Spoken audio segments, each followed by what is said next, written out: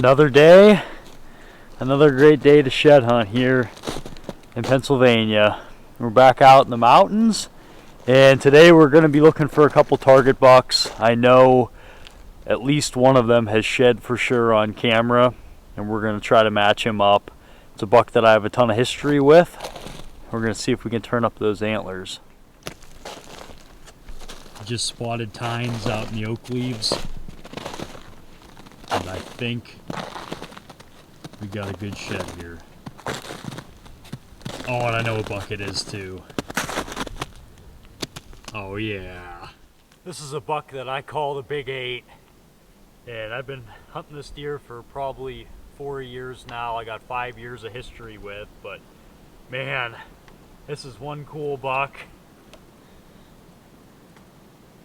He's pretty much stayed the same every single year I've had him on camera, from 4.5 to 7.5. I mean, he just never really blew up into a whole lot. I mean, he's still a really respectable deer, but I mean, I hope I can match him up, because I found a couple singles off him, but I've never found a matching set. So, see if we can find them. Well, about an hour ago we picked up that first side, and I think we just found the match to him. What a freaking cool ATL. Gotta be pretty fresh too, being on top of the snow and ice. Well, I'm almost positive it's him. I can't believe I matched him up though. About a half mile away through the oak flat, but oh yeah. What an awesome buck. This deer is so special to me. I've watched him for almost 5 years.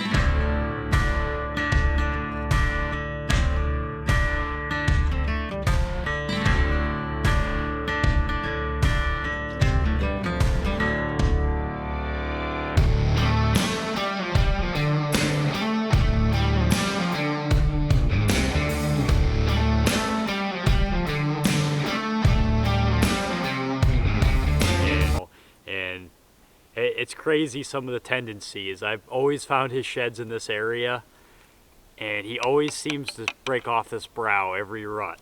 I think there was only 1 year that he didn't break it off, but I've followed this deer for so long.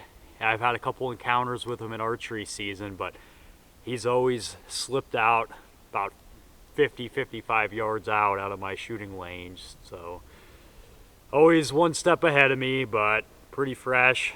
Dropped within the last couple days, but freaking awesome buck, and can't wait to see him next year. Lots of sign out here. This has definitely been one of the best mass crop years in a long time.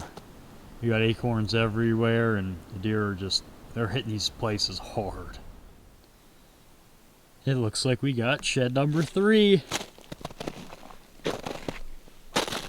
See some tines poking out of these oak leaves, and I think I might actually know this deer too. Oh yeah. So this buck actually probably dropped back in December. He was the first buck that I had shed on camera, and like I said, the deer must have dug him up or something out here, because like I said, he's been on the ground for a while now. So the first side-by-side set of the year. Not a bad little buck.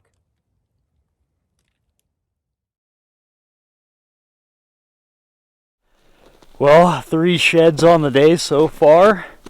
1 target buck and another pretty decent 4-point side. We're going to do a nice loop back to the truck and hopefully find another 1 or 2 more. Well, almost back to the truck, and I think we got 1 more. I think this is the buck that I had on camera. Call him the Crab Claw 9.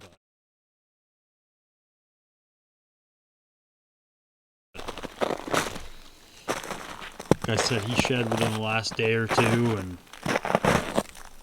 Figured he'd be somewhere, but what an awesome shed. And ATL. This is probably the final shed of the day, but oh yeah. There ain't anything better than finding these sheds. But I'm glad to see this buck survive. He's definitely got a good frame and good potential for next year, guys. But what a great day out here. We got one, buck that I have history with.